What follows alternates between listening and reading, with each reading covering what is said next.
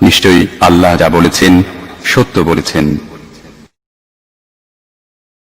রহমান রহিম আল্লাহ তাআলার নামে। সূরা বনী ইসরাঈল। রহমান রহিম আল্লাহ তাআলার নামে। পবিত্র ও মহিমান্বিত সেই আল্লাহ তাআলা যিনি তাঁর এক বান্দাকে রাতের বেলায় মসজিদে হারাম থেকে মসজিদে আকসায় নিয়ে গেলেন, যার পারিপার্শ্বিকতাকে আমি আগেই বরকতপূর্ণ করে রেখেছিলাম, যেন আমি তাকে আমার অদৃশ্য জগতের কিছু নিদর্শন দেখাতে পারি। মূলত সর্বশ্রোতা ও সর্বস্রষ্টা তো স্বয়ং তিনি। আমি মূসাকেও কিতাব দিয়েছি। আমি এই কিতাবকে বনী ইসরাঈলের হেদায়েতের উপকরণ বানিয়েছিলাম। আমি আদেশ দিয়েছিলাম, আমাকে ছাড়া অন্য কাউকে তোমরা নিজেদের কর্মবিধায়ক রূপে গ্রহণ করো না।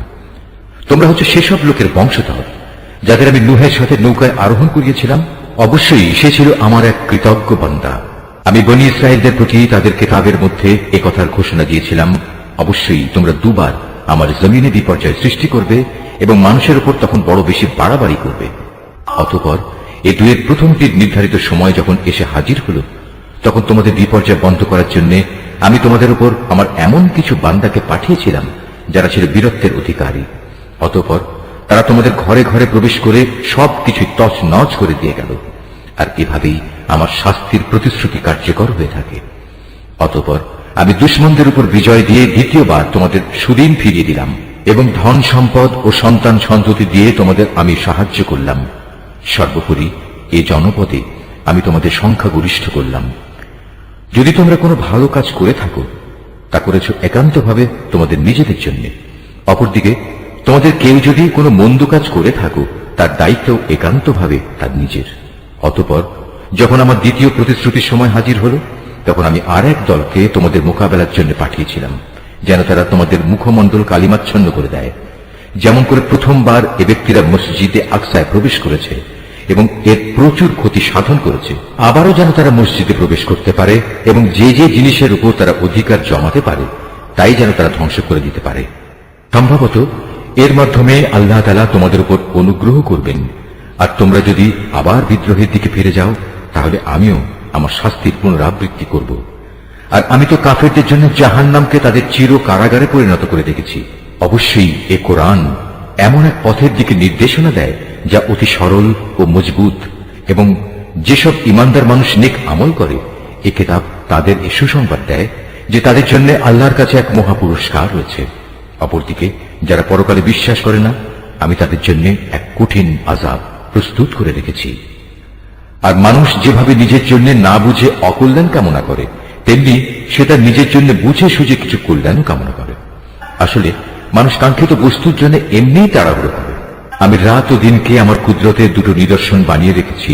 অতঃপর রাতের নিদর্শন আমি বিলীন করে দিয়েছি এবং দিনের নিদর্শনকে আমি করেছি আলোকময়, যাতে করে এর আলোতে তোমরা তোমাদের মালিকের রিজিক সংগ্রহ করতে পারো। সর্বোপরি তোমরা এর মাধ্যমে বছরের গণনা ও এর হিসাবও জানতে পারো। আর এর সব কয়টি বিষয়ই আমি খুলে খুলে বর্ণনা করেছি। প্রত্যেক মানুষের ভাগ্যলিপি আমি তার গলায় হারের মতো করে ঝুলিয়ে রেখেছি। কিয়ামতের দিন তার জন্য আমল নামার একটি গ্রন্থ আমি তার সামনে বের করে দেব। সেটা তার সামনে খোলা অবস্থায় পড়ে থাকতে দেখবে। আমি তাকে বলবো, পড়ো, এ হচ্ছে তোমার আমল নামা। আজ নিজের হিসাবের জন্য তুমি একাই যথেষ্ট। যে ব্যক্তি হেদায়েতের পথে চলবে, সে তো চলবে একান্তভাবে নিজের ভালোর জন্য। যে ব্যক্তি গোমরাহ হবে, তার গোমরাহির দায়িত্ব অবশ্যই তার উপর। আসল কথা হচ্ছে, সেদিন কেউই অন্য কারো গুনাহের ভার বইবে না। আর আমি কখনোই কোনো জাতিকে আযাব দেই না, যতক্ষণ না আমি সেখানে আযাব থেকে সতর্ককারী কোন রসুল না পাঠাই। আমি যখন কোন জনপদকে ধ্বংস করতে চাই, তখন তার বিত্তশালী লোকদের ভালো কাজের আদেশ করি, কিন্তু তা না করে সেখানে তারা গুনাহের কাজ করতে শুরু করে। অতঃপর এজন্য সেখানে আমার আযাবের ফয়সালা প্রতিষ্ঠিত হয়ে যায়। পরিশেষে আমি তা সম্পূর্ণরূপে বিনাশ করে দিই। নূহের পর আমি এই একই কারণে কত মানব গোষ্ঠীকে ধ্বংস করে দিয়েছি। হে নবী, তোমার মালিক তার বান্দাদের গুনাহের খবর রাখা ও তা পর্যবেক্ষণ করার জন্য একাই যথেষ্ট। কোন ব্যক্তি দ্রুত দুনিয়ার সুখ সম্ভোগ পেতে চাইলে আমি তাকে এখানে তার জন্য যতটুকু দিতে চাই তার সত্য দিয়ে দিই, কিন্তু পরিশেষে তার জন্য জাহান্নামী নির্ধারণ করে রাখি, যেখানে সে প্রবেশ করবে একান্ত নিন্দিত, অপমানিত ও বিতাড়িত অবস্থায়। অপরদিকে যারা আখিরাত ও তার সাফল্য কামনা করে এবং তা পাওয়ার জন্য যে পরিমাণ চেষ্টা করা উচিত তেমনি ভাবেই চেষ্টা করে, সর্বোপরি যারা হয় সত্যিকার মোমেন, মূলত তারাই হচ্ছে এমন লোক যাদের চেষ্টা সাধনা আল্লাহর দরবারে কবুল হয়। হে নবী, আমি এদের যারা দুনিয়া চায় এবং ওদের যারা আখিরাত চায় সবাইকেই তোমার মালিকের দান থেকে সাহায্য করে যাচ্ছি, এবং তোমার মালিকের দান কারো জন্যই বন্ধ নয়। হে নবী, তুমি দেখো কিভাবে আমি পার্থিব সম্পদের বেলায় তাদের একজনকে আরেকজনের উপর শ্রেষ্ঠত্ব দান করলাম। অবশ্য মর্যাদার দিক থেকে আখিরাত অনেক বড়, তার ফজিলত বহুলাংশে বেশি। হে মানুষ, আল্লাহর সাথে তোমরা অন্য কাউকে মাবুদ বানিও না, নতুবা পরকালে তোমরা নিন্দিত, অপমানিত ও নিঃসহায় হয়ে পড়বে। তোমার মালিক আদেশ করছেন, তোমরা তাকে বাদ দিয়ে অন্য কারো ইবাদত করো না, এবং তোমরা তোমাদের পিতামাতার সাথে সৎ ব্যবহার করো। তাদের একজন কিংবা উভয়ই যদি তোমার জীবদ্দশায় বার্ধক্যে উপনীত হয়, তাহলে তাদের সাথে বিরক্তিসূচক কিছু বলো না, এবং কখনো তাদের ধমক দিও না। তাদের সাথে সম্মানজনক ভদ্রজনিত কথা বলবে। অনুকম্পায় তুমি ওদের প্রতি বিনয় অবনত থেকো এবং বলো, হে আমার মালিক, ওদের প্রতি ঠিক সেভাবেই তুমি দয়া করো যেমনি করে শৈশবে ওরা আমাকে লালন পালন করেছিল। আসলে তোমাদের মালিক তোমাদের মনের ভেতরে যা আছে তা ভালো করেই জানেন। তোমরা সত্যিই যদি ভালো মানুষ হয়ে থাকো, তাহলে আল্লাহ তাআলা তা মাফ করে দেবেন। কেননা যারা তওবা করে তিনি তাদের গুনাহ মাফ করে দেন। আত্মীয় স্বজনকে তাদের যথার্থ পাওনা আদায় করে দেবে। অভাবগ্রস্ত এবং মুসাফিরদেরও তাদের হক আদায় করে দেবে। কখনো অপব্যয় করো না। অবশ্যই অপব্যয়কারীরা হচ্ছে শয়তানের ভাই, আর শয়তান হচ্ছে তার মালিকের প্রতি বড়ই অকৃতজ্ঞ। যদি তোমাকে কখনো এ হকদারদের বিমুখ করতেই হয় এ কারণে যে তাকে দেওয়ার মতো সম্পদ তোমার কাছে নেই, এবং তুমি তোমার মালিকের কাছ থেকে অনুগ্রহ কামনা করছো, যা পাওয়ার তুমি আশাও রাখো, তাহলে একান্ত নম্রভাবে তাদের সাথে কথা বলো। কখনো নিজের ব্যয়ের হাত করদানের সাথে বেঁধে রেখো না, যাতে কার কোনো প্রকাশ পায়। আবার তা সম্পূর্ণ খুলেও রেখো না, অন্যথায় বেশি খরচ করার কারণে তুমি নিন্দিত নিঃস্ব হয়ে যাবে। তোমার মালিক যাকে চান তার রিজিক বাড়িয়ে দেন, আবার যাকে চান তাকে তা কম করে দেন। অবশ্যই তিনি তার বান্দাদের প্রয়োজন সম্পর্কে ভালোভাবেই জানেন, এবং তাদের অবস্থাও তিনি দেখেন। তোমরা তোমাদের সন্তানদের কখনো দারিদ্র্যের ভয়ে হত্যা করো না। আমি যেমন তাদের রিজিক দান করি, তেমনি তোমাদেরও কেবল আমিই রিজিক দান করি। রিজিকের ভয়ে তাদের হত্যা করা হবে অবশ্যই একটি মহাপাপ। তোমরা ব্যভিচারের ধারে কাছেও যেও না। নিঃসন্দেহে এ হচ্ছে একটি অশ্লীল কাজ এবং নিকৃষ্ট পথ। কোন জীবনকে অন্যায়ভাবে হত্যা করো না, যা আল্লাহ তাআলা হারাম করেছেন। যে ব্যক্তিকে অন্যায়ভাবে হত্যা করা হয়, আমি তার উত্তরাধিকারীকে এ অধিকার দিয়েছি, সে চাইলে রক্তের বিনিময় দাবি করতে পারে, তবে সে যেন হত্যার প্রতিশোধ নেয়ার ব্যাপারে বাড়াবাড়ি না করে। কেননা হত্যার মামলায় যে ব্যক্তি মজলুম তাকেই সাহায্য করা হবে। এতিমদের মাল সম্পদের কাছেও যেও না, তবে এমন কোন পন্থায় যা এতিমের জন্য উত্তম বলে প্রমাণিত হয় তা বাদে, যতক্ষণ পর্যন্ত সে এতিম তার বয়ঃপ্রাপ্তির পর্যায়ে উপনীত হয়, এবং তোমরা এদের দেয়া যাবতীয় প্রতিশ্রুতি মেনে চলো। কেননা কিয়ামতের দিন এই প্রতিশ্রুতির ব্যাপারে তোমাদের জিজ্ঞাসাবাদ করা হবে। কোনো কিছু পরিমাপ করার সময় মাপ কিন্তু পুরোপুরিই করবে, আর ওজন করার জিনিস হলে দাঁড়িপাল্লা সোজা করে ধরবে। লেনদেনের ব্যাপারে এই হচ্ছে উত্তম পন্থা, এবং পরিণামের দিক থেকে এটাই হচ্ছে উৎকৃষ্ট। যে বিষয়ে তোমার কোনো জ্ঞান নেই, অযথা তার পেছনে পড়ো না। কেননা কিয়ামতের দিন কান, চোখ ও অন্তর এ সব কয়টির ব্যবহার সম্পর্কে তাকে জিজ্ঞেস করা হবে। আল্লাহর জমিনে কখনোই দম্ভ ভরে চলো না। কেননা যতই অহংকার করো না কেন, তুমি কখনোই জমিন বিদীর্ণ করতে পারবে না, আর উচ্চতায়ও তুমি কখনো পর্বত সমান হতে পারবে না। হে নবী, এগুলো সবই খারাপ কাজ। এর মন্দ দিকগুলো তোমার মালিকের কাছে একান্ত ঘৃণিত। তোমার মালিক ওহির মাধ্যমে যে প্রজ্ঞা দান করেছেন, এ হচ্ছে তার অন্তর্ভুক্ত, যা তোমার মালিক ওহির মাধ্যমে তোমার কাছে পাঠিয়েছেন। তুমি আল্লাহর সাথে অন্য আর কাউকে মাবুদ বানাবে না, অন্যথায় তুমি নিন্দিত, অপমানিত ও আল্লাহর অনুগ্রহ থেকে বঞ্চিত হয়ে জাহান্নামে নিক্ষিপ্ত হবে। এটা কেমন কথা? তোমাদের মালিক তোমাদের জন্য নির্ধারিত করেছেন পুত্র সন্তান, আর নিজ ফেরেশতাদের কন্যা হিসেবে গ্রহণ করে নিয়েছেন। তোমরা সত্যিই আল্লাহ তাআলা সম্পর্কে একটা জঘন্য কথা বলে বেড়াচ্ছ। আমি এই কোরআনে এ কথাগুলো সবিস্তার বর্ণনা করেছি, যাতে করে তারা এর থেকে কিছু শিক্ষা গ্রহণ করতে পারে, কিন্তু এই বিষয়টি তাদের ঈমানের প্রতি বিদ্বেষ ছাড়া আর কিছুই বাড়ালো না। হে নবী, এদের তুমি বলো, যদি আল্লাহর সাথে আরো মাবুদ থাকতো, যেমন করে এ মুশরিক লোকেরা বলে, তাহলে অবশ্যই তারা এতদিনে আরশের মালিকের কাছে পৌঁছার একটা পথ বের করে নিত। মূলত এরা আল্লাহ তাআলা সম্পর্কে যা কিছু অবান্তর কথাবার্তা বলে তিনি তার চেয়ে অনেক পবিত্র, অনেক মহিমান্বিত।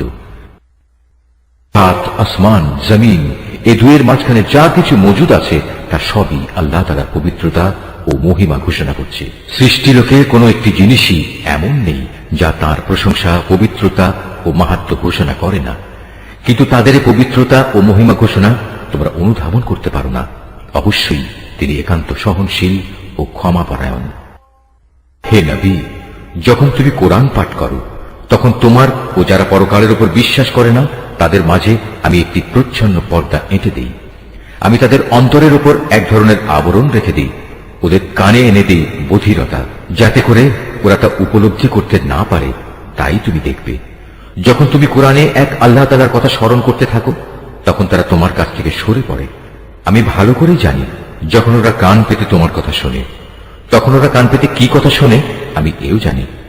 যখন এই জালেমরা নিজেদের মধ্যে সলা পরামর্শ করে বলে, তোমরা তো একজন জাদুগ্রস্ত লোকেরই অনুসরণ করে চলেছ, হে নবী দেখো এরা তোমার ব্যাপারে কি ধরনের উপমা তৈরি করেছে। মূলত এসব কারণেই এরা গোমরা হয়ে গেছে, অতএব এরা সঠিক পথের সন্ধান পাবে না। এই মূর্খ লোকেরা বলে, আমরা মৃত্যুর পর হাড্ডিতে পরিণত হয়ে পচে গেলেও কি নতুন সৃষ্টিরূপে পুনরায় উত্থিত হব? তুমি তাদের বলো, মৃত্যুর পর তোমরা পাথর হয়ে যাও কিংবা লোহায় পরিণত হও, সর্বাবস্থায় তোমরা পুনরুত্থিত হবে। কিংবা এমন কিছু সৃষ্টি তোমাদের ধারণায় যার বাস্তবায়ন হওয়া খুবই কঠিন। অচিরেই তারা বলবে, অবস্থা এমন হলে কে আমাদের পুনরায় জীবিত করবে? তুমি বলো, হ্যাঁ তিনিই করবেন, যিনি তোমাদের প্রথমবার সৃষ্টি করেছেন। অতঃপর তুমি দেখবে তারা তোমার সামনে মাথা নাড়াবে এবং বলবে, তাহলে কবে হবে এসব কিছু? তুমি বলো, সম্ভবত সেদিন খুব শীঘ্রই সংঘটিত হবে, যেদিন আল্লাহ তাআলা তোমাদের ডাক দেবেন এবং তোমরা সবাই তার প্রশংসা করতে করতে তার ডাকে সাড়া দেবে। আর তোমরা ভাববে সামান্য কিছু সময় তোমরা কবরে কাটিয়ে এসেছ। হে নবী, আমার বান্দাদের বলে দাও তারা যেন কথা বলার সময় এমন সব কথা বলে যা উত্তম, কেননা শয়তান খারাপ কথা দ্বারা তাদের মাঝে বিভেদ সৃষ্টির উস্কানি দেয়, আর শয়তান তো হচ্ছে মানুষের প্রকাশ্য দুশমন। হে মানুষ, তোমাদের মালিক তোমাদের সম্পর্কে ভালো করে জানেন। তিনি চাইলে তোমাদের উপর দয়া করেন, আবার চাইলে তিনি তোমাদের শাস্তি দেন। হে নবী, আমি তো তোমাকে তাদের উপর কোনো অভিভাবক করে পাঠাইনি। তোমার মালিক তাদের ভালো করে জানেন যা আসমান সমূহ ও জমিনের মাঝে মজুদ রয়েছে।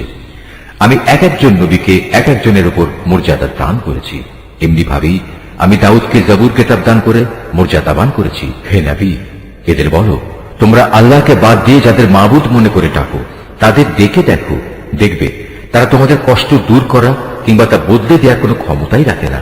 ওরা যাদের ডাকে তারা স্বয়ং নিজেরাই তো তাদের মালিকের কাছে পৌঁছার উছিলা তালাশ করতে থাকে। তারা দেখতে চায় তাদের মধ্যে কে আল্লাহ তাআলার নিকটতর হতে পারে এবং তারা তারই দয়া প্রত্যাশা করে, তার আযাবকে ভয় করে।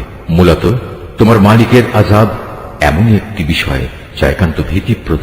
এমন কোন একটি জনপদ নেই যা আমি কিয়ামতের দিন আসার আগেই ধ্বংস করে দেব না, কিংবা তাদের আমি কঠোর আযাব দেব না। এসব কথা তো আমার পাঠানো কিতাবেই লিপিবদ্ধ আছে। আমাকে আযাবের নিদর্শন সমূহ পাঠানো থেকে এছাড়া অন্য কোনো কিছুই নিবৃত্ত করতে পারেনি যে তাদের আগের লোকেরা তা অস্বীকার করেছে। আমি সামুদ জাতিকে দৃশ্যমান নিদর্শন হিসেবে একটি উষ্ট্রি পাঠিয়েছিলাম, অতঃপর তারা আমার সেই নিদর্শনের সাথে জুলুম করেছে। আসলে আমি ভয় দেখানোর জন্যই তাদের কাছে আযাবের নিদর্শন সমূহ পাঠাই। হে নবী, স্মরণ করো যখন আমি তোমাকে বলেছিলাম তোমার মালিক জ্ঞানের পরিধি দিয়ে সব মানুষদের পরিবেষ্টন করে আছেন। যে স্বপ্ন আমি তোমাকে দেখিয়েছিলাম তাকে আমি আসলে মানুষদের জন্য পরীক্ষার বিষয় বানিয়ে দিয়েছিলাম, এবং সে গাছকেও পরীক্ষার কারণ বানিয়েছি যার প্রতি কোরআনে অভিশাপ দেওয়া হয়েছে। এভাবেই আমি তাদের ভয় দেখাই। মূলত আমার ভয় দেখানো তাদের গুমরাহি কেবল বাড়িয়ে দিয়েছে। স্মরণ করো যখন আমি ফেরেশতাদের বললাম তোমরা আদমকে সাজদা করো, তখন তারা সবাই আমার আদেশে সাজদা করল, ইবলিস ছাড়া। সে বলল, আমি কিভাবে তাকে সাজদা করব যাকে তুমি মাটি থেকে সৃষ্টি করেছ? সে বলল, তুমি কি একে দেখেছ যাকে তুমি আমার উপর মর্যাদা দান করলে? যদি তুমি আমাকে কিয়ামত পর্যন্ত অবকাশ দাও তাহলে আমি অবশ্যই তার গোটা বংশধরদের নিজের আয়ত্তে নিয়ে আসব, তবে একটি ক্ষুদ্র দল ছাড়া যারা বেঁচে থাকতে পারবে। আল্লাহ তাআলা বললেন, যাও, দূর হয়ে যাও এখান থেকে। তাদের মধ্যে যারা তোমার আনুগত্য করবে তোমাদের সবার শাস্তি হচ্ছে জাহান্নাম, আর জাহান্নামের শাস্তিও পুরোপুরি দেয়া হবে। এদের মধ্যে যাকেই পারো তুমি তোমার আওয়াজ দিয়ে গোমরা করে দাও। তোমার যাবতীয় অশ্বারোহী ও পদাতিক বাহিনী নিয়ে তাদের উপর গিয়ে চড়াও হও। ধন সম্পদ ও সন্তান সন্ততিতে তুমি তাদের সাথী হয়ে যাও এবং যত পারো তাদের মিথ্যা প্রতিশ্রুতি দিতে থাকো। আর শয়তান তাদের যে প্রতিশ্রুতি দেয় তা প্রতারণা ছাড়া আর কিছুই নয়। নিঃসন্দেহে যারা আমার খাস বান্দা তাদের উপর তোমার কোনো ক্ষমতা চলবে না। হে নবী, তোমার মালিক অবশ্যই তাদের কর্মবিধায়ক হিসেবে যথেষ্ট। হে মানুষ, তোমাদের মালিক তো হচ্ছেন তিনি, যিনি তোমাদের জন্য সমুদ্রে জলযান পরিচালনা করেন, যাতে করে তোমরা জলে স্থলে তাঁর প্রদত্ত রিজিক তালাশ করতে পারো। নিশ্চয়ই তিনি তোমাদের উপর পরম দয়ালু। আর উত্তাল সমুদ্রের মধ্যে যখন তোমাদের উপর কোনো বিপদ মুসিবত আপতিত হয়, তখন আল্লাহ তাআলাকে বাদ দিয়ে ইতিপূর্বে তোমরা যাদের ডাকতে তারা সবাই তোমাদের মন থেকে হারিয়ে যায় এবং ডাকার জন্য এক আল্লাহই সেখানে বাকি থেকে যান। অতঃপর তিনি যখন তোমাদের স্থলে এনে বিপদ থেকে উদ্ধার করেন, তখনই তোমরা তাঁর থেকে মুখ ফিরিয়ে নাও। আসলে মানুষ হচ্ছে নেহায়েত অকৃতজ্ঞ। তোমরা কি করে নিশ্চিত হয়ে গেছো তিনি তোমাদের স্থলে এনে এর কোথাও তোমাদের গেড়ে দেবেন না, অথবা তোমাদের উপর মরণমুখী কোনো ধূলিঝড় নাজিল করবেন না? এমন অবস্থা যখন আসবে তখন তোমরা কোনো অভিভাবকও পাবে না। অথবা তোমরা এ ব্যাপারেও কি নিশ্চিত হয়ে গেছো যে তিনি পুনরায় তোমাদের সেই সমুদ্রে নিয়ে যাবেন না এবং স্থলে এসে যে আচরণ তোমরা তার সাথে করেছো তোমাদের সেই অকৃতজ্ঞতার শাস্তি স্বরূপ তিনি অতঃপর তোমাদের উপর প্রচন্ড ঝড় পাঠাবেন না এবং তোমাদের উত্তাল সমুদ্রে ডুবিয়ে দেবেন না? আর এমন অবস্থা দেখা দিলে তোমাদের জন্য সেদিন আমার বিরুদ্ধে কোনো সাহায্যকারী পাবে না। আমি অবশ্যই আদম সন্তানদের মর্যাদা দান করেছি। স্থলে ও সমুদ্রে আমি ওদের চলাচলের বাহন দিয়েছি এবং তাদের পবিত্র জিনিসসমূহ দিয়ে আমি রিজিক দান করেছি। অতঃপর আমি অন্য যত কিছু সৃষ্টি করেছি তার অধিকাংশের উপরই আমি তাদের শ্রেষ্ঠত্ব দান করেছি। যেদিন আমি প্রত্যেক জাতিকে তাদের নেতাদের সাথে ডাকব, সেদিন যাদের আমল নামা তাদের ডান হাতে দেয়া হবে তারা খুশি হয়ে তা পড়তে শুরু করবে। তাদের উপর সেদিন বিন্দু মাত্র জুলুম করা হবে না। যে ব্যক্তি জেনে বুঝে এই দুনিয়ায় সত্য থেকে অন্ধ হয়ে থেকেছে, পরকালেও সে আল্লাহর নিয়ামত থেকে অন্ধ থেকে যাবে এবং হেদায়েত থেকেও সে হবে পথহারা। হে নবী, আমি তোমার প্রতি যে ওহী পাঠিয়েছি তার প্রচার ও প্রতিষ্ঠা থেকে তোমার পদস্খলন ঘটাবার ব্যাপারে এরা কোনো প্রকার চেষ্টা থেকেই বিরত থাকেনি, যাতে করে তুমি ওহীর বদলে আমার সম্পর্কে কিছু মিথ্যা কথা বানাতে শুরু করো। যদি তেমন কিছু করতে তাহলে এরা তোমাকে তাদের ঘনিষ্ঠ বন্ধু বানিয়ে দিত। যদি আমি তোমাকে তখন অবিচল না রাখতাম তাহলে তুমি অবশ্যই তাদের দিকে সামান্য কিছুটা হলেও ঝুঁকে পড়তে। আর এমনটি যদি হতো তাহলে এই জীবনে যেমন আমি তোমাকে দ্বিগুণ শাস্তি আস্বাদন করাতাম, তেমনি মৃত্যু পরবর্তী কালেও আমি তোমাকে দ্বিগুণ শাস্তি আস্বাদন করাতাম। তুমি আমার বিরুদ্ধে তখন কোন সাহায্যকারী পেতে না। হে নবী, এরা এ ব্যাপারেও কোনো চেষ্টা ত্রুটি করেনি যে তোমাকে এই ভূখণ্ড থেকে উৎখাত করে এর বাইরে কোথাও ফেলে দেবে। যদি তেমনটি হতো তাহলে তোমার পরে তারা নিজেরাও সেখানে সামান্য কিছুক্ষণই মাত্র টিকে থাকতে পারত। তোমার আগে আমি যত নবী রসুল পাঠিয়েছিলাম তাদের ব্যাপারে এই ছিল আমার নিয়ম, আর তুমি আমার সেই নিয়মের কখনো রদবদল দেখতে পাবে না। হে নবী, সূর্য ঢলে যাওয়ার পর থেকে রাতের অন্ধকার পর্যন্ত সময়ের ভেতর নামাজ প্রতিষ্ঠা করবে এবং ফজরের সময় কোরআন তেলাওয়াত জারি রাখবে। অবশ্য ফজরের কোরআন তেলাওয়াত সহজেই পরিলক্ষিত হয়। রাতের কিছু অংশে তাহাজ্জুদ নামাজ প্রতিষ্ঠা করো। এটা তোমার জন্য ফরজ নামাজের অতিরিক্ত একটা নামাজ। আশা করা যায় তোমার মালিক এর বরকত দ্বারা তোমাকে প্রশংসিত মর্যাদায় প্রতিষ্ঠিত করবেন। তুমি বলো, হে আমার মালিক, যেখানেই আমাকে নিয়ে যাও না কেন তুমি আমাকে সত্যের সাথে নিয়ে যাও, এবং যেখান থেকেই আমাকে বের করো না কেন সত্যের সাথেই বের করো, এবং তোমার কাছ থেকে আমার জন্য একটি সাহায্যকারী রাষ্ট্রশক্তি প্রদান করো। তুমি ঘোষণা দাও, সত্য এসে গেছে এবং মিথ্যা চিরতরে বিলুপ্ত হয়ে গেছে। অবশ্য মিথ্যাকে বিলুপ্ত হতেই হবে। আমি কোরআনে যা কিছু নাজিল করি তা হচ্ছে ঈমানদারদের জন্য তাদের রোগের উপশমকারী ও রহমত, কিন্তু এ সত্ত্বেও তা জালেমদের জন্য ক্ষতি ছাড়া আর কিছুই বৃদ্ধি করে না। যখন আমি মানুষদের উপর কোন রকম অনুগ্রহ করি তখন তারা কৃতজ্ঞতার বদলে আমার দিক থেকে মুখ ফিরিয়ে নেয় এবং নিজেকে দূরে সরিয়ে নিয়ে যায়। আবার যখন কোন রকম কষ্ট মুসিবত তাকে স্পর্শ করে তখন সে একেবারে নিরাশ হয়ে পড়ে। নবী, এতে তুমি বলো, প্রত্যেক ব্যক্তি নিজ প্রকৃতির উপর কাজ করে যাচ্ছে। অতঃপর তোমাদের মালিক ভালো করে জানেন কে সঠিক পথের উপর রয়েছে।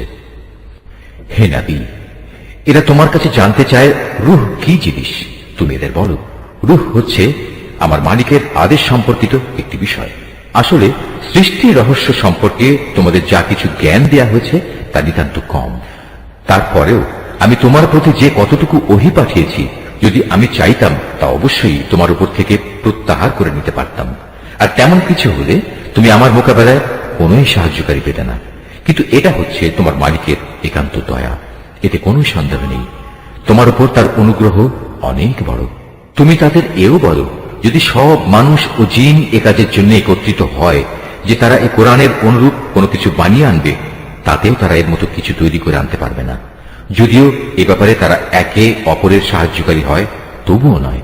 আমি কোরআনের মধ্যে মানুষদের বোঝানোর জন্য বহু উপমা দ্বারা হেদায়েতের বাণী বিশদভাবে বর্ণনা করেছি, কিন্তু অধিকাংশ মানুষই তা অমান্য না করে ক্ষান্ত হল না।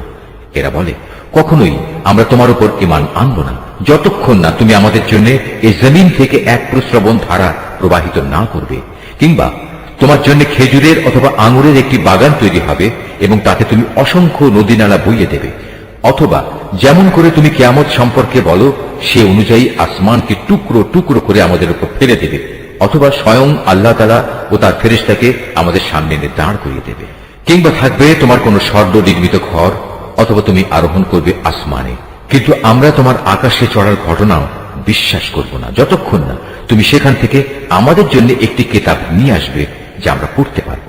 হে নবী, তুমি এদের শুধু এটুকু বলো, মহান পবিত্র আমার আল্লাহ তাআলা, আমি তো কেবল তার পক্ষ থেকে একজন মানুষ, একজন রাসূল বই, কিছুই নই। যখনই মানুষদের কাছে আল্লাহ তাআলার কাছ থেকে হেদায়েত আসত, তখন তাদের ঈমান আনা থেকে এছাড়া অন্য কোনো জিনিসই বিরত রাখেনি যে তারা বলতো, আল্লাহ তাআলা আমাদের মতো একজন মানুষকে কি নবী করে পাঠালেন? হে নবী, তুমি তাদের বলো, যদি এই জমিনে ফেরেশতারাই বসবাস করত এবং তারা এখানে নিশ্চিন্তভাবে ঘুরে বেড়াত, তাহলে অবশ্যই আমি তাদের জন্য আসমান থেকে কোনো ফেরেশতাকেই নবী করে পাঠাতাম। তুমি বলো, আমার এবং তোমাদের মাঝে আল্লাহ তাআলাই আমি মনে করি সাক্ষী হিসেবে যথেষ্ট। অবশ্যই তিনি তার বান্দাদের সম্পর্কে জানেন, তিনি তাদের সব আচরণও দেখেন। যাকে আল্লাহ তাআলা হিদায়াত দান করেন সেই মূলত হিদায়াত প্রাপ্ত হয়, আর যাকে তিনি গোমরাহ করেন এমন লোকদের হিদায়াত দানের জন্য হে নবী, তুমি আল্লাহ তাআলা ছাড়া আর অন্য কাউকেই সাহায্যকারী পাবে না। এমন সব গোমরাহ লোকদের আমি কিয়ামতের দিন মুখের উপর ভর দিয়ে চলা অবস্থায় একত্রিত করব। এরা তখন হবে অন্ধ, বোবা ও বধির। এদের সবার ঠিকানা হবে জাহান্নাম। যতবার তা স্তিমিত হয়ে আসবে ততবার আমি তাকে তাদের জন্য প্রজ্বলিত করে আরো বাড়িয়ে দেব। এ হচ্ছে তাদের যথার্থ শাস্তি, কেননা তারা আমার আয়াতসমূহকে অস্বীকার করত। তারা আরো বলতো, মৃত্যুর পর যখন আমরা অস্থিতে পরিণত হয়ে যাব ও চূর্ণ বিচূর্ণ হয়ে যাব, তখনও কি আমরা নতুন সৃষ্টিরূপে উত্থিত হব? এই মূর্খ লোকেরা কি ভেবে দেখেনি আল্লাহ তাআলা, যিনি আসমান সমূহ ও জমিন পয়দা করেছেন, তিনি এই বিষয়ের উপর ক্ষমতা রাখেন যে তাদের মতো মানুষদের তিনি সৃষ্টি করতে পারেন। দ্বিতীয়বার তাদের পয়দা করার একটি ক্ষণ তিনি তাদের জন্য নির্ধারণ করে রেখেছেন, যাতে কোন রকম সন্দেহের অবকাশ নেই। তথাপি এই জালিম লোকেরা সেই দিনকে অস্বীকার করেই যাচ্ছে। হে নবী, বলো, আমার মালিকের দয়ার ভান্ডার যদি তোমাদের করায়ত্তে থাকত, তবে তা ব্যয় হয়ে যাবে, এ ভয়ে তোমরা তা আঁকড়ে রাখতে চাইতে। আসলে মানুষ স্বভাবগতভাবেই অতিশয় কৃপণ। আমি মূসাকে 9টি স্পষ্ট নিদর্শন দিয়েছিলাম। অতএব হে নবী, তুমি স্বয়ং বনী ইসরায়েলদের কাছে এই কথাটা জিজ্ঞেস করো। যখন সে তাদের কাছে নবী হয়ে এসেছিল, তখন ফেরাউন তাকে বলেছিল, হে মূসা, আমি মনে করি তুমি একজন জাদুগ্রস্ত ব্যক্তি। এর জবাবে সে বলেছিল, তুমি একথা ভালো করে জানো, নবুয়তের প্রমাণ সম্বলিত এসব অন্তর্দৃষ্টি সম্পন্ন জ্ঞান আসমান সমূহ ও জমিনের মালিক ছাড়া আর কেউই নাজিল করেননি। হে ফেরাউন, আমি তো মনে করি তুমি সত্যি ধ্বংস হয়ে গেছো। অতঃপর সে তাদের এ জমিন থেকে উৎখাত করে দিতে চাইল, কিন্তু আমি তাকে এবং যারা তার সঙ্গী সাথী ছিল তাদের সবাইকে এর নাফরমানির জন্য সমুদ্রে ডুবিয়ে দিয়েছি। অতঃপর আমি বনী ইসরায়েলদের বললাম, এবার তোমরা এই জমিনে নির্বিবাদে বসবাস করো। এরপর যখন আখিরাতের প্রতিশ্রুতির সময় আসবে, তখন আমি তোমাদের সবাইকে সংকুচিত করে আমার সামনে নিয়ে আসব। এই কোরআনকে আমি সত্য বাণী সহকারে নাজিল করেছি, তাই তা সত্য নিয়েই নাজিল হয়েছে। আমি তো তোমাকে কেবল জান্নাতের সুসংবাদ দাতা ও জাহান্নামের সতর্ককারী রূপেই প্রেরণ করেছি। এই আয়াতটি যিনি তেলাওয়াত করবেন এবং যিনি এই আয়াতটির তেলাওয়াত শুনবেন, তাদের সবাইকে এখানে একটি সাজদা আদায় করতে হবে। এটা ওয়াসিল। আমি কোরআনকে ভাগে ভাগে বিভক্ত করে দিয়েছি যাতে করে তুমিও ক্রমে ক্রমে তা মানুষদের সামনে পড়তে পারো, আর এ কারণেই আমি তা পরপর নাজিল করেছি। হে নবী, তুমি বলো, তোমরা এ কোরআনকে মানো কিংবা না মানো, তাতে এর মর্যাদা মোটেই ক্ষুণ্ণ হবে না। যাদের এর আগে আসমানি কিতাবের জ্ঞান দেয়া হয়েছে তাদের অবস্থা হচ্ছে, যখনই তাদের সামনে এটি পড়া হয় তারা নিজেদের মুখের উপর সাজদায় লুটিয়ে পড়ে। তখন তারা বলে, আমাদের মালিক পবিত্র, অবশ্যই আমাদের মালিকের ওয়াদা পরিপূর্ণ হবে। আর তারা কাঁদতে কাঁদতে মুখের উপর ভূমিতে লুটিয়ে পড়ে। মূলত এ কোরআন তাদের বিনয় বৃদ্ধি করে। তুমি আরো বলো, তোমরা আল্লাহ তাআলাকে আল্লাহ বলে ডাকো কিংবা রহমান, তোমরা যে নামেই তাকে ডাকো, তার সব কটি নামই উত্তম। হে নবী, চিৎকার করে নামাজ পড়ো না, আবার অতিশয় ক্ষীণভাবেও নয়, বরং নামাজ পড়ার সময় এ দুইয়ের মধ্যবর্তী পন্থা অবলম্বন করো। তুমি আরো বলো, সকল প্রশংসা আল্লাহ তাআলার জন্য, যিনি কখনো কোনো সন্তান গ্রহণ করেননি, তার সার্বভৌমত্বে কারোই কোনো অংশীদারিত্ব নেই। তিনি কখনো দুর্দশাগ্রস্ত হন না যে তার কোনো অভিভাবকের প্রয়োজন হয়। তিনি সব কিছুর ঊর্ধ্বে। তুমি শুধু তাঁরই মাহাত্ম্য ঘোষণা করো, পরমতম মাহাত্ম্য। সূরা আল কাহাফ। রহমান রহিম আল্লাহ তাআলার নামে। সব তারিফ আল্লাহ তাআলার জন্য, যিনি তার একজন বিশেষ বান্দার প্রতি এ গ্রন্থ নাজিল করেছেন এবং তার কোথাও তিনি কোন রকম বক্রতা রাখেননি।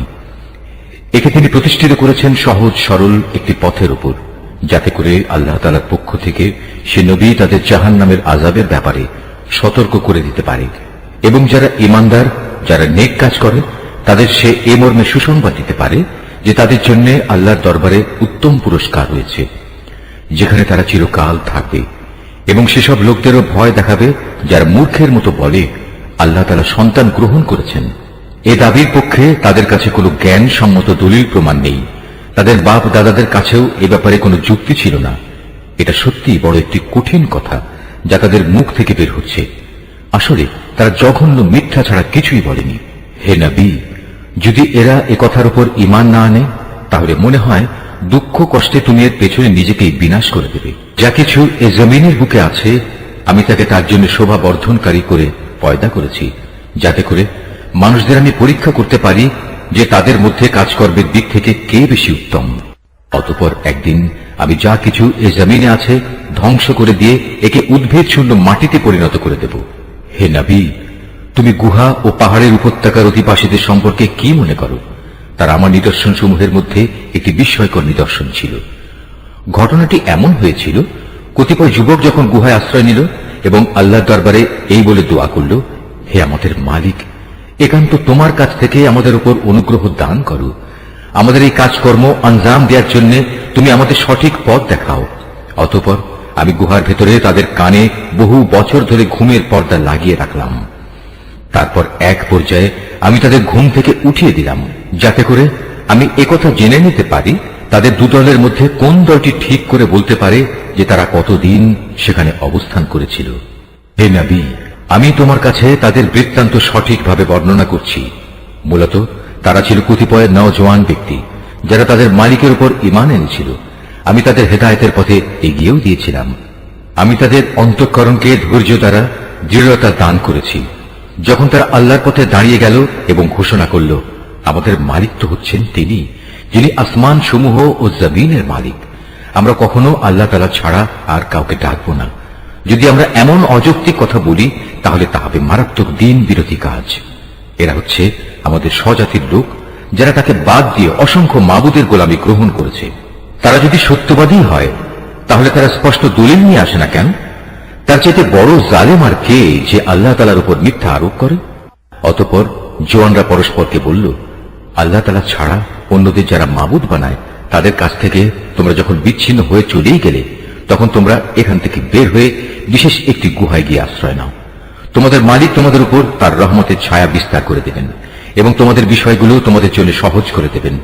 হে নবী, তুমি যদি সে গুহা দেখতে তাহলে দেখতে পেতে তারা তার মধ্যবর্তী এক প্রশস্ত চত্বরে অবস্থান করছে। সূর্য তার উদয়কালে তাদের গুহার দক্ষিণ পাশ দিয়ে হেলে যাচ্ছে, আবার যখন তা অস্ত যায় তখন তা গুহার বাম পাশ দিয়ে অতিক্রম করে। সূর্যের প্রখরতা কখনো তাদের কষ্টের কারণ হয় না। আসলে এই সবই হচ্ছে আল্লাহ তাআলার কুদরতের নিদর্শন। এসব নিদর্শনের মাধ্যমে আল্লাহ তাআলা যাকে হিদায়াত দান করেন সেই একমাত্র হিদায়াত প্রাপ্ত হয়, আর যাকে তিনি গোমরাহ করেন সে কখনো কোনো পথ প্রদর্শনকারী ও অভিভাবক পেতে পারে না। হে নবী, তুমি যদি দেখতে তাহলে তুমি তাদের ভাবতে তারা বুঝি জেগেই রয়েছে, যদিও তারা ছিল ঘুমন্ত। আমি তাদের কখনো ডানে কখনো বামে পরিবর্তন করে দিতাম। তাদের কুকুরটি গুহার সামনে তার হাত দুটি প্রসারিত করে পাহারারত অবস্থায় বসেছিল। তুমি যদি তাদের দিকে সত্যি উঁকি মেরে দেখতে তাহলে তুমি অবশ্যই তাদের কাছ থেকে পেছন ফিরে পালিয়ে যেতে, এবং তাদের এ আজব দৃশ্য দেখে তুমি নিঃসন্দেহে ভয়ে আতঙ্কিত হয়ে যেতে। এভাবেই তাদের আমি ঘুম থেকে উঠিয়ে দিলাম, যাতে করে তারা তাদের অবস্থান সম্পর্কে নিজেরা পরস্পরে জিজ্ঞাসাবাদ করে। কথা প্রসঙ্গে তাদের মধ্যে থেকে এক ব্যক্তি বলল, বলতো তোমরা এই গুহায় কতকাল অবস্থান করেছ? তারা বলল, বড় জোর একদিন কিংবা তার চাইতেও কম সময়ে আমরা এখানে অবস্থান করেছি। অতঃপর যখন তারা একমত হতে পারল না, তখন তারা বলল, তোমাদের মালিকই একথা জানেন তোমরা এই গুহায় কতকাল অবস্থান করেছ। এখন সে বিতর্ক রেখে বরং তোমরা তোমাদের একজনকে তোমাদের এ রৌপ্য মুদ্রা সহ শহরে পাঠাও। সে বাজারে গিয়ে দেখুক কোন খাবার উত্তম, সেখান থেকে কিছু খাবার তোমাদের কাছে নিয়ে আসুক। সে যেন বিচক্ষণতার সাথে কাজ করে এবং সে যেন কাউকেই তোমাদের ব্যাপারে কিছু জানতে না দেয়।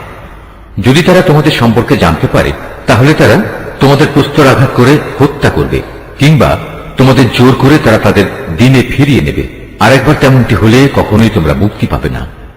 আর এভাবেই আমি একদিন তাদের ব্যাপার শহরবাসীদের জানিয়ে দিলাম, যাতে করে তারা এই কথা জানতে পারে মৃতকে জীবন দেওয়ার ব্যাপারে আল্লাহ তাআলার ওয়াদা আসলেই সত্য, এবং কিয়ামতের আসার ব্যাপারেও কোন রকম সন্দেহ নেই।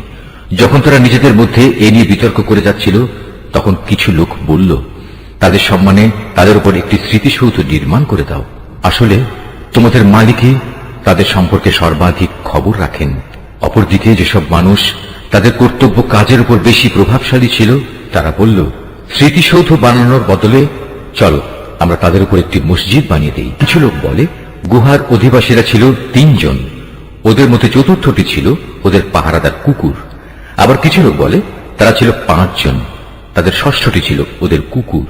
আসলে অজানা অদেখা বিষয়সমূহের প্রতি এরা খামাখা অনুমান নিক্ষেপ করি এ সব কিছু বলছে। তাদের কেউ বলে ওরা ছিল 7 জন এবং অষ্টমটি ছিল তাদের কুকুর। হে নবী, তুমি এদের বলো, হ্যাঁ আমার মালিক ভালো করেই জানেন ওদের আসল সংখ্যা কত ছিল। তাদের সংখ্যা খুব কম সংখ্যক লোকই বলতে পারে।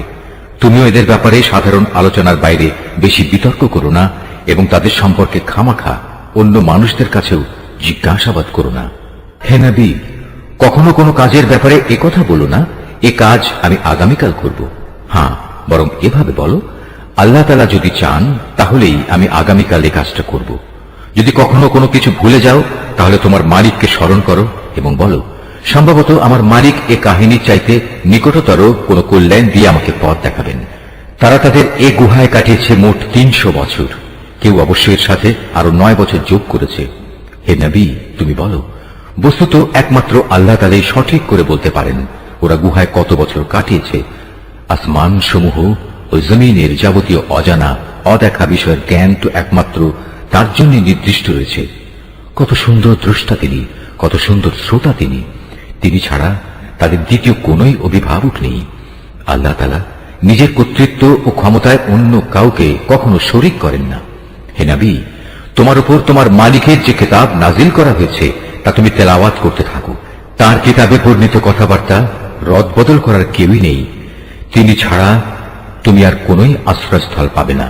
হে নবী, তুমি নিজেকে সদা সেসব মানুষদের সাথে রেখে চলবে যারা সকাল সন্ধ্যায় তাদের মালিককে ডাকে। তারা একমাত্র তারই সন্তুষ্টি কামনা করে, এবং কখনো তাদের কাছ থেকে তোমার স্নেহের দৃষ্টি ফিরিয়ে নিও না। কখনো এমন কোন ব্যক্তির কথা মতো চলো না যার অন্তঃকরণকে আমি আমার স্মরণ থেকে গাফেল করে দিয়েছি। আর যে ব্যক্তি নিজের প্রবৃত্তির গোলামি করতে শুরু করেছে এবং যার কার্যকলাপ আল্লাহ তাআলার সীমানা লঙ্ঘন করেছে। হে নবী, তুমি বলো, এ সত্য দিন তোমাদের মালিকের পক্ষ থেকে এসেছে। সুতরাং যার ইচ্ছা সে এর উপর ঈমান আনুক, আর যার ইচ্ছা সেটা অস্বীকার করুক। আমি তো এই অস্বীকারী জালিমদের জন্য এমন এক আগুন প্রস্তুত করে রেখেছি যার বেষ্টনী তাদের পুরোপুরি পরিবেষ্টন করে রাখবে। যখন তারা পানির জন্য ফরিয়াদ করতে থাকবে, তখন এমন এক গলিত ধাতুর মতো পানীয় দ্বারা তাদের ফরিয়াদের জবাব দেওয়া হবে যা তাদের সমগ্র মুখমণ্ডল জ্বালিয়ে পুড়িয়ে দেবে। কি ভীষণ হবে সে পানীয়, আর কি নিকৃষ্ট হবে তাদের আশ্রয়ের স্থানটি। আর যারাই আল্লাহ তাআলার উপর ঈমান এনেছে এবং ভালো কাজ করেছে, তাদের কোনো আশঙ্কা নেই। আমি কখনো তাদের বিনিময় বিনষ্ট করি না যারা নেক কাজ করে। এদের জন্য রয়েছে এমন এক স্থায়ী জান্নাত, যার পাদদেশ দিয়ে ঝর্ণা ধারা প্রবাহিত হবে। তাদের সেখানে সোনার কাঁকন দ্বারা অলঙ্কৃত করা হবে। তারা পরিধান করবে সূক্ষ্ম ও পুরু রেশমের পোশাক। উপরন্তু তারা সমাসীন হবে এক সুসজ্জিত আসনে। কত সুন্দর তাদের এই বিনিময়, কত চমৎকার তাদের আশ্রয়ের এই স্থানটি। হে নবী, তাদের শিক্ষার জন্য তুমি দুজন লোকের উদাহরণ পেশ করো, যাদের একজনকে আমি 2 আঙুরের বাগান দান করেছিলাম এবং এ 2 কতিপয় খেজুর গাছ দ্বারা পরিবেষ্টিত করে রেখেছিলাম। আবার এ 2 মধ্যবর্তী স্থানকে পরিণত করেছিলাম একটি সুফলা শস্য ক্ষেত্র রূপে। উভয় বাগানই এক পর্যায়ে যথেষ্ট ফল দান করল। ফল দানে বাগান 2 কোন রকম ত্রুটি করেনি। উভয় বাগানের ফাঁকে ফাঁকে আমি পানির ঝর্ণা ধারাও প্রবাহিত করে রেখেছিলাম। এক পর্যায়ে তার অনেক ফল হয়ে গেল। অতঃপর একদিন সে তার সাথীকে কথা প্রসঙ্গে বলল, দেখো, আমি ধন সম্পদের দিক থেকে তোমার চাইতে যেমন বড়, তেমনি জনবলেও আমি তোমার চাইতে বেশি শক্তিশালী। নিজের শক্তি সামর্থ্যের ব্যাপারে বাড়াবাড়ি করতে করতে সে নিজের বাগানে গিয়ে প্রবেশ করল এবং বলল, আমি ভাবতেই পারছি না এ বাগানের সৌন্দর্য কোনোদিন নিঃশেষ হয়ে যাবে। আমি এও মনে করি না একদিন এসব ধ্বংস হয়ে কিয়ামত প্রতিষ্ঠিত হবে এবং কিয়ামতের পর আমাকে যদি আমার মালিকের সামনে ফিরিয়ে নেওয়াও হয়, তাহলে এর চাইতে উৎকৃষ্ট কোনো কিছু আমি সেখানে পাব। তার সে গরিব সাথীটি, যে তার সাথে কথা বলছিল, বলল, এ পার্থিব সম্পদ দেখে তুমি কি সত্যি সে মহান সত্তাকে অস্বীকার করছো, যিনি তোমাকে প্রথমত মাটি থেকে, অতঃপর শুক্র কণা থেকে পয়দা করেছেন, পরিশেষে তিনি তোমাকে একটি মানুষের আকৃতিতে পূর্ণাঙ্গ করেছেন? কিন্তু আমি তো বিশ্বাস করি সেই সৃষ্টিকর্তা আল্লাহ তাআলাই হচ্ছেন আমার মালিক, এবং আমার মালিকের কোনো কাজের সাথেই আমি কাউকে শরীক করি না। কত ভালো হতো তুমি যখন তোমার ফলবতী বাগানে প্রবেশ করলে, তখন যদি তুমি একথা বলতে, আল্লাহ তাআলা যা চেয়েছেন তাই হয়েছে। আল্লাহ তাআলা ব্যতী রেখে কারোই কিছু ঘটানোর শক্তি নেই। যদিও তুমি আমাকে ধনে জনে তোমার চাইতে কম দেখলে, কিন্তু আমি আল্লাহ তাআলার উপর ঈমান রাখি। সম্ভবত আমার মালিক আমাকে তোমার এ পার্থিব বাগানের চাইতে উৎকৃষ্ট আখিরাতের কোনো বাগান দান করবেন, এবং অকৃতজ্ঞতার জন্য তোমার বাগানের উপর আসমান থেকে এমন কোন বিপর্যয় নাজিল করবেন, ফলে তা উদ্ভিদ শূন্য এক বিরান ভূমিতে পরিণত হয়ে যাবে, কিংবা তার পানি তার জমিনের নিচেই অন্তর্হিত হয়ে যাবে। তেমন কিছু হলে তুমি কখনো তা আবার খুঁজে আনতে পারবে না। অতঃপর তাই ঘটল। তার বাগানের ফল ফলারিকে বিপর্যয় এসে ঘিরে ফেলল। তখন সে ব্যক্তি সেই ব্যয়ের উপর, যা সে বাগানের শোভাবর্ধনের পেছনে করেছিল, হাতের উপর হাত রেখে আক্ষেপ করতে লাগল। বাগানের অবস্থা এমন হল, যাতে মুখ থুবড়ে পড়ে থাকলো, এবং সে নিজের ভুল বুঝতে পেরে বলতে লাগলো, কত ভালো হতো যদি আমি আমার মালিকের ক্ষমতার সাথে অন্য কাউকে শরীক না করতাম। যারা বাহাদুরি করেছে, তাদের কোন দলই আজ থেকে আল্লাহর এই প্রতিশোধের মোকাবেলায় সাহায্য করার জন্য অবশিষ্ট রইল না, না সে নিজে কোন রকম প্রতিশোধ নিতে পারল। কেননা এখানে রক্ষা করার যাবতীয় এখতিয়ার একমাত্র আল্লাহ তাআলার, যিনি একমাত্র সত্য। পুরস্কার দানে ও পরিণাম নির্ধারণে তিনিই উত্তম। হে নবী, তুমি এদের কাছে দুনিয়ার জীবনের উদাহরণ পেশ করো। এই জীবনটা হচ্ছে এমন, যেমন আমি আকাশ থেকে পানি বর্ষণ করি, যার কারণে জমিনের উদ্ভিদ ঘন সুশোভিত হয়ে ওঠে, অতঃপর এক সময় বাতাসটা উড়িয়ে নিয়ে ফেরে। মূলত আল্লাহ তাআলা সব কিছুর উপর প্রচন্ড ক্ষমতাবান।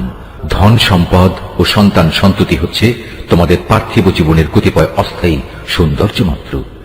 চিরস্থায়ী হচ্ছে মানুষের নেক কাজ, আর তা হচ্ছে তোমার মালিকের কাছে পুরস্কার পাওয়ার জন্য অনেক ভালো। আর কোন কল্যাণময় কিছু কামনা করতে গেলেও তা হচ্ছে উত্তম। যেদিন আমি পাহাড় সমূহকে চলমান করে সরিয়ে দেব এবং তুমি এই পৃথিবীকে দেখবে তা একটি শূন্য প্রান্তর, সেদিন আমি তাদের মানব কুলকে এক জায়গায় জড়ো করব, কোন একজনকেও আমি বাদ দেব না। তাদের সবাইকে তোমার মালিকের সামনে সারিবদ্ধভাবে এনে হাজির করা হবে। অতঃপর আমি বলবো, আজ তো তোমরা সবাই আমার কাছে এসে গেছো, ঠিক যেমনি করে আমি তোমাদের প্রথমবার পয়দা করেছিলাম। কিন্তু তোমরা অনেকেই মনে করতে আমি তোমাদের দ্বিতীয়বার আমার কাছে হাজির করার জন্য কোনো সময়সূচি নির্ধারণ করে রাখিনি। অতঃপর তাদের সামনে আমল নামা রাখা হবে। তখন নাফরমান ব্যক্তিদের তুমি দেখবে, সে আমল নামায় যা কিছু লিপিবদ্ধ আছে, তারা তার কারণে খুবই আতঙ্কগ্রস্ত থাকবে। তারা বলতে থাকবে, হায় দুর্ভাগ্য আমাদের, এ আবার কেমন গ্রন্থ! এ তো দেখছি আমাদের জীবনের ছোট কিংবা বড় প্রত্যেক বিষয়ের হিসাব রেখেছে। তারা যা কিছু করেছে তার প্রতিটি বস্তুই তারা সে গ্রন্থে মজুদ দেখবে। তোমার মালিক সেদিন কার উপর বিন্দুমাত্র জুলুমও করবেন না। স্মরণ করো, যখন আমি ফেরেশতাদের বলেছিলাম তোমরা সবাই আদমকে সাজদা করো, তখন তারা সবাই সাজদা করল, কিন্তু ইবলিস সাজদা করল না। সে ছিল আসলে জিনদেরই একজন। সে তার মালিকের আদেশের নাফরমানি করল। যে এত বড় নাফরমানি করল, তোমরা কি তাকে এবং তার বংশধরদের আমার বদলে তোমাদের অভিভাবক হিসেবে গ্রহণ করে চলেছ? অথচ প্রথম দিন থেকেই সে তোমাদের প্রকাশ্য দুশমন। চেয়ে দেখো, জালেমদেরকে নিকৃষ্ট বিনিময় দেয়া হয়েছে। আকাশমণ্ডলী ও পৃথিবী সৃষ্টি করার সময় আমি তাদের কাউকে ডাকিনি, এমনকি স্বয়ং তাদের নিজেদের বানানোর সময়ও তো আমি তাদের ডাকিনি। আসলে আমি তো অক্ষম ছিলাম না যে তাদের পরামর্শ আমার দরকার। অন্যদের যারা গোমরাহ করে আমি তাদের সাহায্য গ্রহণ করি না। যেদিন তিনি এদের বলবেন তোমরা তাদের ডাকো যাদের তোমরা আমার শরীক মনে করতে, ওরা তাদের ডাকবে, কিন্তু তারা তাদের এটাকে কোনোই সাড়া দেবে না। আমি এদের উভয়ের মাঝখানে এক মরণ ফাঁদ রেখে দেব। এ নাফরমান লোকেরা যখন আযাব দেখতে পাবে তখন তারা বুঝে যাবে তারা এক্ষুনি সেখানে গিয়ে পতিত হচ্ছে, আর একবার সেখানে পতিত হলে ওরা তা থেকে কখনোই মুক্তির পথ পাবে না। আমি মানুষের বোঝার জন্য এই কোরআনে সব ধরনের উপমা ও উদাহরণ বিশদভাবে বর্ণনা করেছি, কিন্তু মানুষের অধিকাংশই এ নিয়ে তর্ক করে। হেদায়েত যখন মানুষের সামনে এসে গেল তখন ঈমান আনা ও গুনাহের জন্য তাদের মালিকের কাছে ক্ষমা চাওয়া থেকে তাদের কোন জিনিস বিরত রাখছে? তারা সম্ভবত পূর্ববর্তী মানুষদের অবস্থা তাদের কাছে এসে পৌঁছানোর কিংবা আমার আযাব তাদের সামনে এসে হাজির হবার অপেক্ষা করছে। আমি তো রাসূলদের পাঠাই যে তারা মানুষদের জন্য জান্নাতের সুসংবাদবাহী ও জাহান্নামের সতর্ককারী হবে, কিন্তু যারা কুফরি করেছে তারা ছোটখাটো বিষয় নিয়ে ঝগড়া শুরু করে যাতে তারা সত্যকে ব্যর্থ করে দিতে পারে। মূলত তারা আমার আয়াতসমূহকে এবং যেসব বিষয় দিয়ে তাদের জাহান্নাম থেকে সতর্ক করা হয়েছিল তাকে বিদ্রুপের বিষয়ে পরিণত করে নিয়েছে। তার চাইতে বড় জালেম আর কে আছে যাকে তার মালিকের আয়াতসমূহ স্মরণ করিয়ে দেওয়া হচ্ছে এবং সে এর থেকে মুখ ফিরিয়ে দিচ্ছে। সর্বোপরি যা কিছু গুনাহের বোঝা তার হাত দুটো অর্জন করেছে সে তা ভুলে যায়। আমি তাদের অন্তরের উপর জাহেলিয়াতের আবরণ লাগিয়ে দিয়েছি যেন তারা সত্য দিন বুঝতে না পারে। এমনি ভাবে তাদের কানেও এক ধরনের কঠিন বস্তু ঢেলে দিয়েছি, এ কারণে তারা সত্য কথা শুনতে পায় না। অতএব হে নবী, তুমি ওদের যতই হেদায়েতের পথে ডাকো না কেন তাদের কখনো হেদায়েত দেয়া হবে না। হে নবী, তোমার মালিক বড়ই ক্ষমাশীল ও দয়াবান। তিনি যদি তাদের সবাইকে তাদের কৃতকর্মের জন্য শাস্তি দিতে চাইতেন তাহলে তিনি সহজেই তা ত্বরান্বিত করতে পারতেন। বরং এর পরিবর্তে তাদের জন্য শাস্তির একটি প্রতিশ্রুত ক্ষণ রাখা আছে, যা থেকে ওদের কারোই পরিত্রাণ নেই। এই জনপদ ও তাদের অধিবাসীরা যখন আল্লাহ তাআলা সীমা লঙ্ঘন করেছিল তখন আমি তাদের নির্মূল করে দিয়েছি। তাদের ধ্বংসের জন্যও একটি দিনক্ষণ নির্দিষ্ট ছিল। হে নবী, তুমি এদের মূসার ঘটনা শোনাও। যখন মূসা তার খাদেমকে বলল, যতক্ষণ পর্যন্ত আমি দুটো সাগরের মিলনস্থলে না পৌঁছব ততক্ষণ পর্যন্ত আমি আমার পরিকল্পনা থেকে ফিরে আসব না। যদি আমাকে এজন্য দীর্ঘ সময় পর্যন্ত চলতে হয় তবু আমি চলতে থাকব। যখন তারা উভয়ে সেই প্রত্যাশিত দুটো সাগরের সঙ্গম স্থলে এসে পৌঁছল তখন তারা উভয়ই তাদের খাবারের জন্য রাখা মাছটির কথা ভুলে গেল। সে মাছটি ছুটে গিয়ে সুড়ঙ্গের মতো একটি পথ করে সহজেই সাগরে চলে গেল। যখন তারা আরো কিছু দূর এগিয়ে গেল তখন সে তার খাদেমকে বলল, এবার আমাদের নাস্তা নিয়ে এসো, আমরা আজকের সফরে সত্যি ভারী ক্লান্ত হয়ে পড়েছি। সে বলল, তুমি কি দেখোনি আমরা যখন শিলাখণ্ডের পাশে বিশ্রাম করছিলাম তখন আমি মাছের কথা ভুলেই গিয়েছিলাম। আসলে শয়তানি আমাকে ভুলিয়ে দিয়েছে যে আমি তার কথাটা স্মরণ রাখবো। আর সে মাছটিও কি আশ্চর্যজনক পদ্ধতিতে নিজের পথ ধরে সাগরের দিকে নেমে গেল। সে বলল, হ্যাঁ, এই তো হচ্ছে সেই জায়গা যে স্থানটির আমরা সন্ধান করছিলাম। মাছটি চলে যাওয়ার জায়গায় হচ্ছে সাগরের মিলনস্থল। অতঃপর তারা নিজেদের পথের চিহ্ন ধরে ফিরে চলল। এরপর তারা সেখানে পৌঁছলে তারা আমার বান্দাদের মাঝ থেকে একজন পুণ্যবান বান্দাকে সেখানে পেল, যাকে আমি আমার অনুগ্রহ দান করেছি। উপরন্তু তাকে আমি আমার কাছ থেকে বিশেষ জ্ঞান দান করেছিলাম। মূসা তাকে বলল, আমি কি তোমার অনুসরণ করতে পারি যাতে করে আল্লাহ তাআলার কাছ থেকে যে জ্ঞান তোমাকে শেখানো হয়েছে তার কিছু অংশ তুমি আমাকে শেখাতে পারো?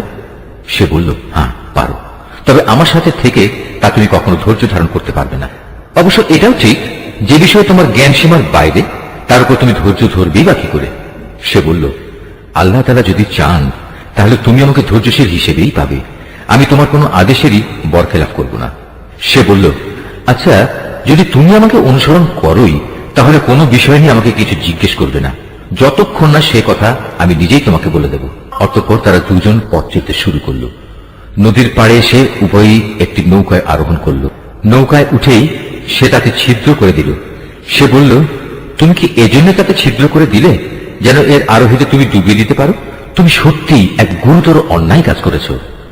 মুসার কথা শুনে সে বলল, আমি কি তোমাকে একথা বলিনি? আমার সাথে থেকে তুমি কখনো ধৈর্য ধারণ করতে পারবে না? সে বলল, আমি যে ভুল করেছি সে ব্যাপারে তুমি আমাকে পাকড়াও করো না, এবং এ ব্যাপারে আমার উপর বেশি কঠোরতাও আরোপ করো না। আবার তারা পথ চলতে শুরু করল। কিছুদূর গিয়ে তারা উভয়ে একটি কিশোর বালক পেল। সাথে সাথে সে তাকে হত্যা করে ফেলল। এ কাজ দেখে সে বলল, তুমি তো কোন রকম হত্যার অপরাধ ছাড়াই একটি নিষ্পাপ জীবনকে বিনাশ করলে। তুমি সত্যি একটা গুরুতর অন্যায় কাজ করে ফেলেছ। নিশ্চয়ই আল্লাহ যা বলেছেন সত্য বলেছেন।